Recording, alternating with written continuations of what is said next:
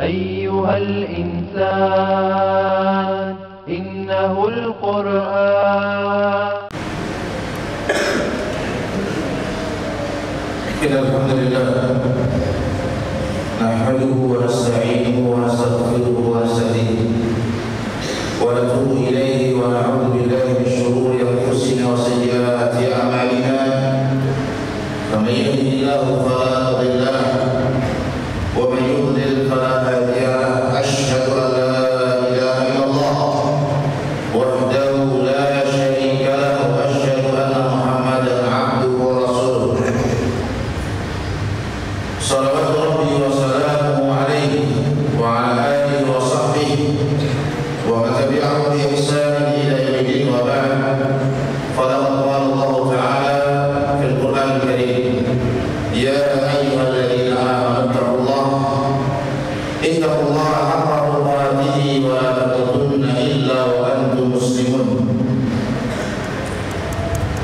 وقال يا أيها الذين آمنوا اتقوا الله وقولوا قولا سديدا يصلح لكم أعمالكم ويغفر لكم ذنوبكم ومن يطع الله ورسوله فقد فاز فوزا عظيما عباد الله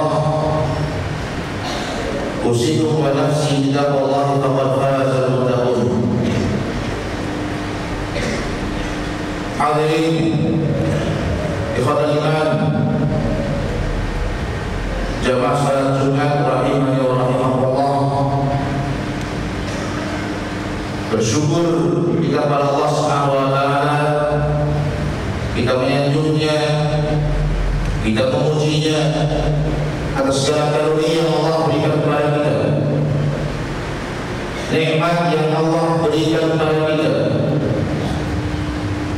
keutamaan yang Allah berikan kepada kita, nikmat yang zahirah dan nikmat yang batinah, sehingga sebagai manusia yang lemah kita tidak akan merasa untuk menghitung, membina, menjumlah berapa banyak nikmat yang sudah Allah anugerahkan kepada kita. Wa ta'budu ni'matallahi la tuhsuha. Dan kalau kalian ingin menghitung berapa nikmat yang Allah telah berikan kepada kita, la tuhsuha, maka kalian tidak akan sanggup untuk menghitungnya. Kalkulator yang hebat tidak akan sanggup untuk menghitungnya. Komputer yang hebat tidak akan sanggup untuk menghitung berapa nikmat yang sudah kita rasakan di dalam Allah Subhanahu wa taala. Maka itu ikhlas sekalian kaum muslimin, anak-anak kelas santri adalah bentuk serangan terjadi memperbaiki kesyukuran kita, mengulang kesyukuran kita, memperbanyak kesyukuran kita, mengucapkan alhamdulillah alladzi bi ni'matihi tatimmu shalihat, mengakui nikmat itu dari Allah Subhanahu wa taala dan mempergunakan nikmat-nikmat itu dalam rangka meningkatkan takwa kita kepada Allah Subhanahu wa taala.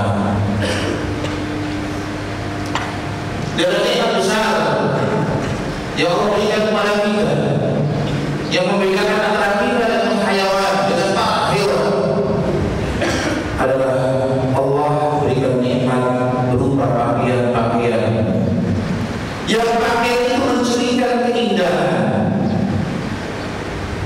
Karena al-uri keteranjangan fitrahnya hewan, keteranjangan itu bermundur, keteranjangan fitrahnya hewan yang tidak mungkin seorang manusia yang salim, seorang manusia yang lurus, yang fitrahnya baik, kemudian ingin jatuh ke dalam lubang yang sangat dalam dari kemunduran, dari peradaban. Fitrah hewan itu menampakkan auratnya. Ada manusia, maka indahnya manusia pada pakaiannya. Jika Allah Subhanahu menyebutkan pakaian dengan kalimat zina, bukan sekedar pakaian, bukan sebagai zina. Ya bani Adam khudhu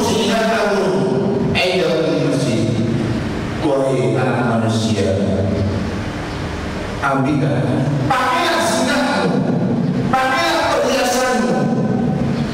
Di saat Anda tidak semua orang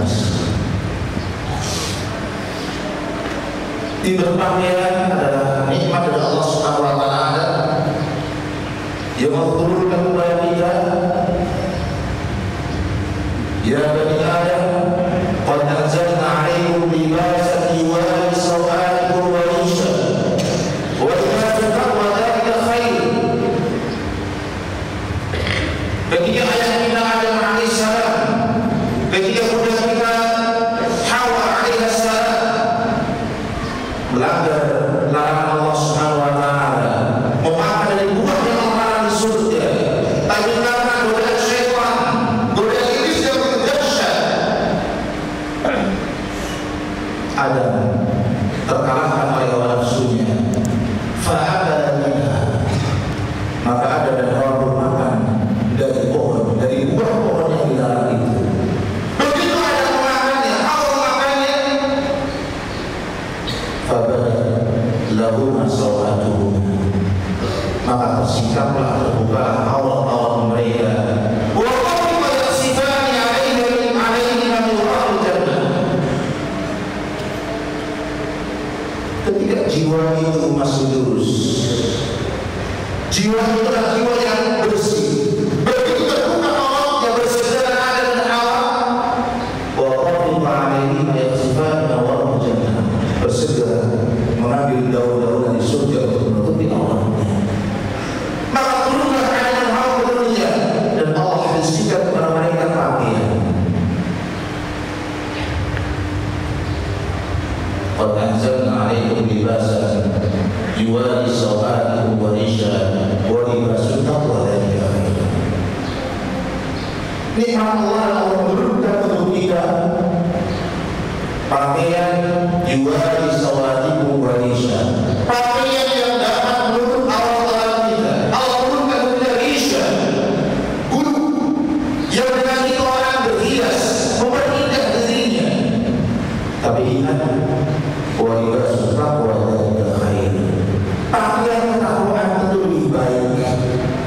Hati yang sehat, yang bersih, yang dengan itu dia kemudian memakaikan jasadnya dengan pakaian-pakaian yang zahir,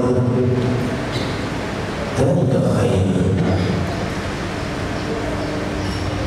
Pakaian yang Allah turunkan kepada kita nikmat, yang Allah sebutkan dalam ayat yang lain. Di antara fungsi pakaian itu, seandainya Allah tidak menurunkan pakaian, tidak mengilhamkan manusia untuk memiliki pakaian, membuat pakaian, apa jadinya?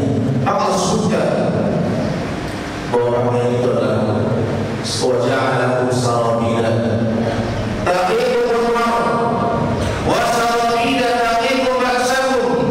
Allah buatkan untuk kalian pakaian-pakaian yang dapat menghindarkan tubuh kita, melindungi tubuh kita, menaungi tubuh kita dari rasa panas, menghangatkan tubuh kita dari rasa dingin, dan pakaian-pakaian besi yang dapat melindungi kalian saat kalian berperang.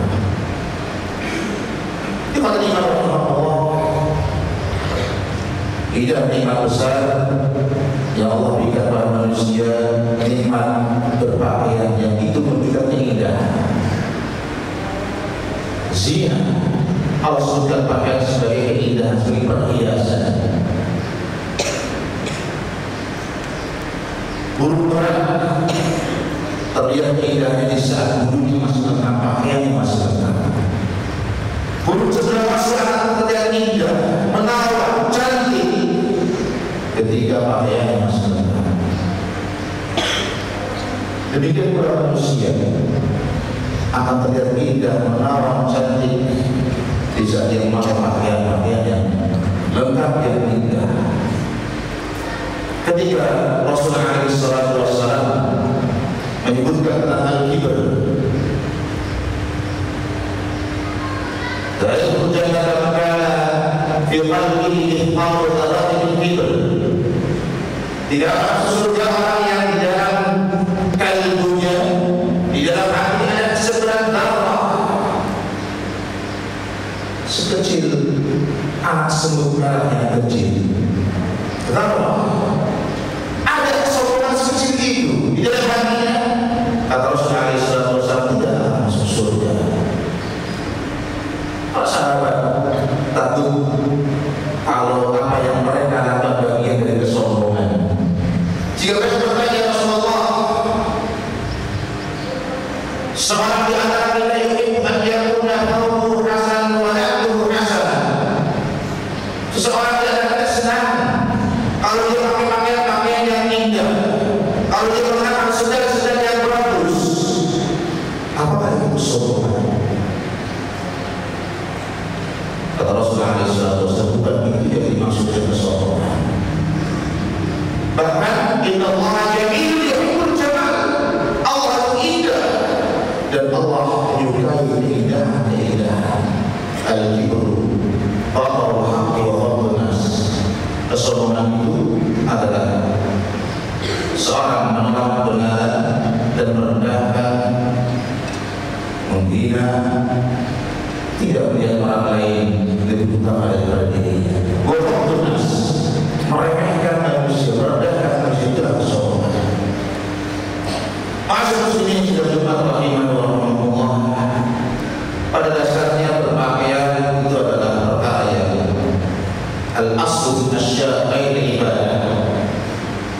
Hukum asal sesuatu yang bukan kaitannya dengan ibadah itu adalah perkara yang mubah. Antum silakan berpakaian dengan pakaian yang antum mau, modelnya, warnanya, bentuknya silakan. Kecuali bisa datang dari yang kemudian menerangkan tentang bentuk pakaian ini terlarang, warna pakaian seperti ini tidak boleh, jenis kain yang seperti ini tidak boleh dipakai, maka kita berhenti di atas gaya ini. Tapi satu, pakaian itu adalah perkara yang mubah, yang luas. Seorang sedang berpakaian, kecuali bisa datang syariat untuk kemudian membatasi kita. Bentuknya apa, jenis kainnya apa, warnanya bagaimana, maka kita berhenti di atas gaya ini. Jika seorang muslim berjalan di atas koridor syariat di dalam berpakaian, di atas koridor syariat di dalam berpakaian yang benar, sehingga kita tidak menyelisih apa yang dinikmat Allah SWT. Yang nikmat itu seharusnya kita tampakkan, tidak tunjukkan, tidak perlihatkan. Fa'amma bi'ihmati rabbika fahadith. Dan sekarang kalau kemudian apa yang Allah nikmatkan itu, berikan nikmat itu terlihat dalam tubuh kita. Di antara standar yang harus diperhatikan dalam berpakaian seorang muslim adalah berpakaianlah kita, tapi hindarilah al-israf wal mahiyah. Tidak berlebih-lebihan, tidak bermewah-mewahan, tapi juga tidak berlebih. Bermewah-mewahan seorang melihatnya sebagai sesuatu yang tidak pantas, keluar dari pantasan, harganya luar biasa mahalnya. Israf. Si orang mengatakan itu bukan orang kaya. Tidak boleh berpakaian yang tidak pakai orang tidak. Pakaian yang kemudian orang mengagumi, tapi orang yang kere, orang yang tidak punya, dan dari itu dianggap seorang yang suruh.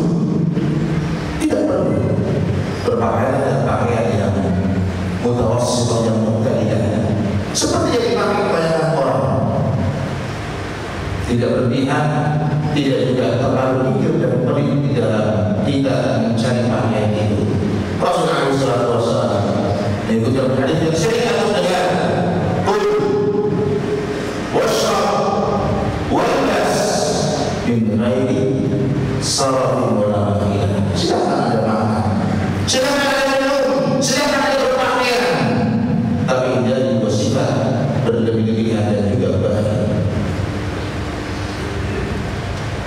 Koridor yang kedua adalah berpakaian seorang muslim.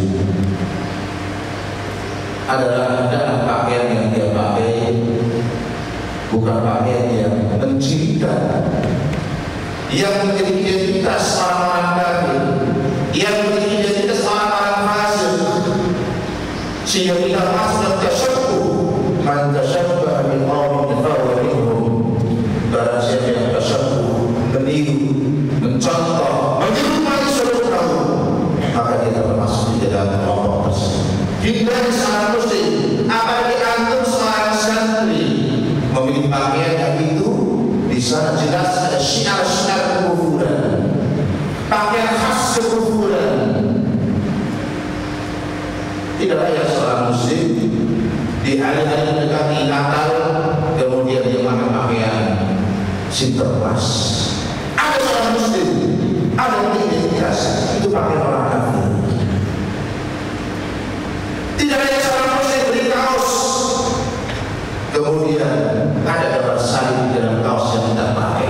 Ada seorang muslim yang mengatakan qul huwallahu ahad, Allahus samad, lam yalid wa lam yulad wa lam yakul lahu kufuwan ahad. Kemudian terpampang di kaos itu gambar salib.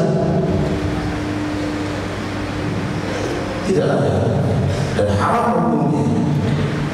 Atau pakaian-pakaian yang lain yang menjadi identitas ciri khas orang-orang fasik, yang orang tahu bahwa ini tidak dipakai oleh orang fasik, tapi seorang santri datang dengan pakaian itu. Kalau kita tidak yang berpakaian adalah berpakaian Anda dengan pakaian yang menutupi aurat-aurat kita.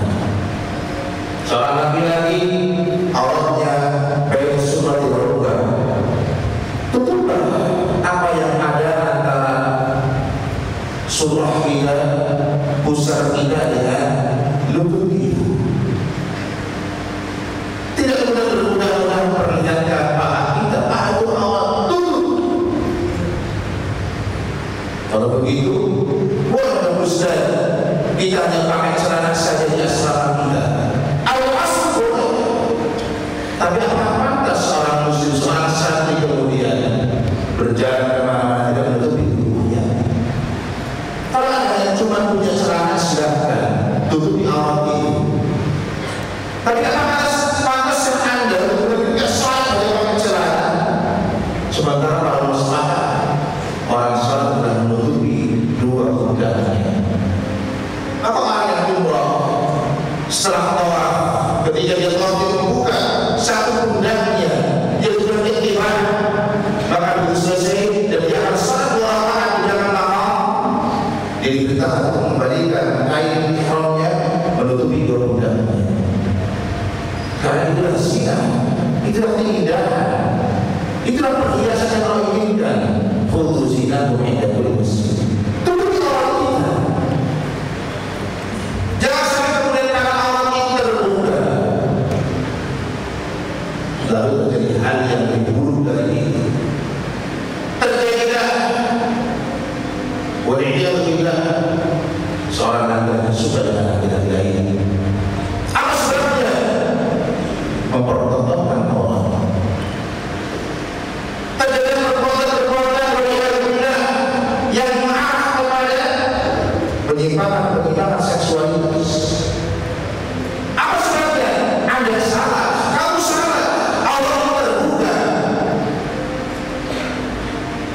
Manusia bukan malaikat. Manusia adalah makhluk yang punya syahwat.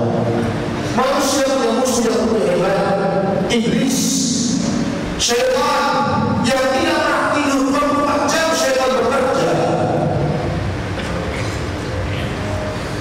Orang yang tidak punya keinginan, tidak punya niat, tapi ada kesempatan, bisa jadi kesempatan itulah yang dimasukkan ke syahwat, kemudian terjadi hal yang tidak diinginkan. Maka seorang muslim berjalan di atas payung dalam berpakaian, tidak berlebihan, tidak tinggi, tidak pelit, menutup auratnya, dan juga di antara koridor itu adalah ada pakaian yang kita pakai.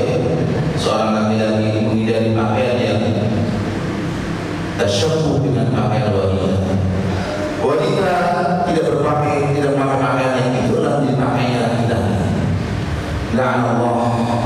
al-mutasyabbihina minal rijali bin nisa wal mutasyabbihati minal nisa bin rijal. Allah melaknat. Siapa yang dilaknat? Apa itu laknat? Laknat itu artinya dijauhkan dari rahmat Allah, tidak mendapatkan rahmat Allah. Sementara keberuntungan kita, kebahagiaan kita yaumul qiyamah bukan dari amal kita. Maksudnya kita sebentar rahmat Allah Subhanahu wa ta'ala. Amal itu sebagai jalan mendapatkan rahmat. Apa jadinya kalau kemudian Allah mengatakan la'an Allah, orang terjauhkan dari rahmat Allah? Siapa yang terjauhkan? Al-mutasyabbihina minal rijali bin nisa, para laki-laki yang senang bertasyabuh, meniru para wanita dalam berbicara. Laki-laki berbicara dengan ketegasan Anda sebagai seorang laki-laki. Jangan berbicara dengan suara-suara yang lembut seperti para wanita. Itu para wanita. Berpakaian sebagaimana pakaian laki-laki. Jangan kemudian pakai pakaian wanita. Bercanda. Haram hukumnya.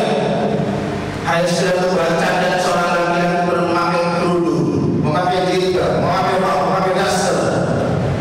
Kalau sandiwara Ustaz, iya merasa ada sandiwara. Tapi ketika kawan-kawan Anda mengatakan, oh kamu cantik dengan pakaian itu, apa yang terjadi? Perubahan lalu perubahan fitrah. Orang tua jangan bercanda dengan anaknya yang masih kecil, anak laki-laki dihias, dipermak dengan pakaian wanita. Mungkin asalnya canda, nah kamu kok cantik dengan pakaian ini. Tapi kalau ini terus diulang, besok diulang, pekan berikutnya diulang, bulan yang ada diulang lagi, akan tumbuh dalam jiwa seorang anak, saya cantik dengan pakaian saya. Terjadilah pergeseran fitrah dari seorang laki-laki menjadi seorang laki-laki yang tunang-tunang. Ada laki-laki tulangnya keras, jangan jadi laki-laki yang bertunang-tunang. Demikian pula sebaliknya, la'anallahu mutasyabbihat minan nisa bin rijal. Allah melaknat para wanita yang suka bertasyabuh, menyerupai para laki-laki. Wallahu a'lam bishawab. Wa nafa'ani wa iyyakum bima fihi minal ayati wa dhikril hakim. Aqulu qawli hadha wastaghfiruh, innahu huwal ghafurur rahim. Alhamdulillahi rabbil alamin wa bihi nasta'inu ala umuri dunya wa din. Sallallahu wa sallama wa baraka ala rasulina wa nabiyyina Muhammadin wa ala alihi wa sahbihi wa man tabi'ahum bi ihsanin ila yaumil qiyamah. Ikhwatillahi ma'asyiral muslimin, jami'an rahimani wa rahmatullah. Masih banyak koridor syariat yang lain dalam bidang berpakaian yang seharusnya kita perhatikan supaya nikmat pakaian ini nikmat yang mendatangkan pahala di sisi Allah Subhanahu wa ta'ala. Bukan nikmat yang kemudian menjadi keberatan hukuman karena ada salah. Dari sisi koridor syariat dalam berpakaian, yang pertama dalam berpakaian, di samping sudah kita sampaikan di khutbah yang pertama adalah kalau berpakaian itu menutup aurat kita, maka dengan pakaian-pakaian yang ketat, pakaian-pakaian yang tipis, pakaian-pakaian yang ketat yang kemudian mempertontonkan dengan jelas lembut aurat kita, lembut tubuh kita, baik para wanita maupun laki-laki. Rasulullah SAW mengatakan beberapa rahasia di dunia, aliyah di akhirat. Banyak orang yang di dunia terlihat berpakaian, ada pakaiannya, tapi sejatinya mereka orang-orang yang telanjang di akhirat. Kenapa? Karena pakaian yang dipakai adalah pakaian yang super ketat, memperlihatkan bentuk auratnya, haram hukumnya. Bukan hanya untuk aurat, pakaian yang sama dalam hukum yang sama. Sekalipun hadis itu berbicara wanita, mungkin yang banyak terjadi saat itu, yang mana sudah tertentu itu para wanita, tapi juga beberapa untuk para laki-laki yang sama seperti itu perbuatannya. Sebagaimana yang kita Allahumma kata Rasulullah SAW, dua jenis penduduk neraka yang belum pernah melihat kata Rasulullah SAW. Dia ada disebut dari salah satu jenis perbuatan adalah wajisatun dasiyatun ariyatun ma'ilatun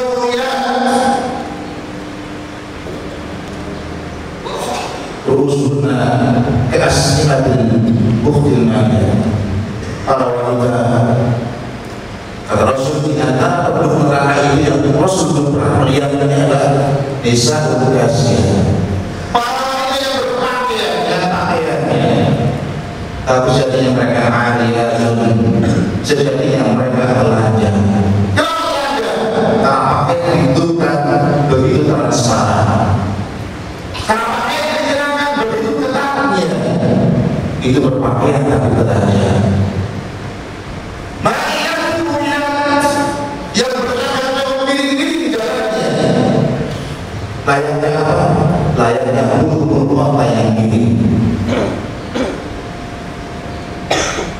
Benar, hadis itu secara redaksi ada untuk para wanita, tapi kita para laki-laki berusaha, kita punya aurat yang harus dijaga, ditutupi, tidak boleh diperlihatkan. Sudah hanya aurat itu adalah untuk pasangan-pasangan Anda. Ketika ada aurat itu hanya boleh dilihat oleh pasangan Anda saja. Orang Anda yang pernah melihat tidak ada masih kecil, tidak boleh lagi kemudian melihat itu sudah Tuhan yang sangat saja. Apalagi yang bukan ayah dan ibu Anda. Seorang ayah yang mungkin dikasih dia melihat orang putrinya masih kecil, tapi begitu dewasa dan anak itu meninggal, haram hukumnya seorang ayah memandikan putrinya. Seorang ibu memandikan putranya tidak boleh. Siapa yang boleh antara laki-laki dan perempuan saling memandikan? Hanya Anda dan istri Anda. Istri dengan Anda, silakan. Tidak ada orang antara suami dan istri. Illa ala azwajihim aw ma malakat aymanuhum fa innahum ghairu malumin. Apalagi kepada teman, jangan bermudah-mudah keluar dari kamar mandi hanya pakai handuk kecil. Itu orang ada kelihatan. Itu adalah namanya berpakaian tapi telanjang. Ada handuk yang dipakai tapi ada saja telanjang. Maka perhatikan masalah ini. Kemudian di antara koridor syariat dalam berpakaian bagi laki-laki adalah dilarangnya laki-laki dalam berpakaian dan berhias untuk menggunakan emas, untuk memakai emas di dalam berpakaian, memakai sutra bagi laki-laki haramkan.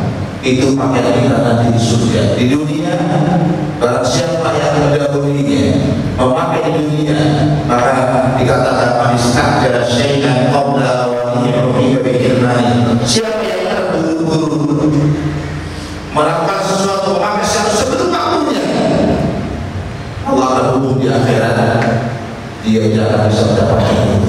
Anda terburu-buru memakai sutra di dunia, jangan berharap Anda pakaian di akhirat. Anda terburu-buru laki-laki memakai emas di dunia, jangan berharap Anda akan memakai di akhirat. Ruhi bihirmani.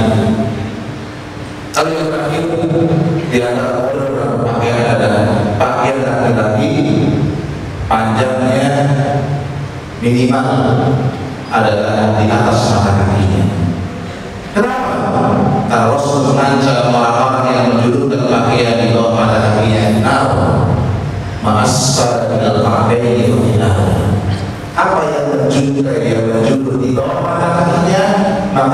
tempatnya di neraka. Sederhana, mudah.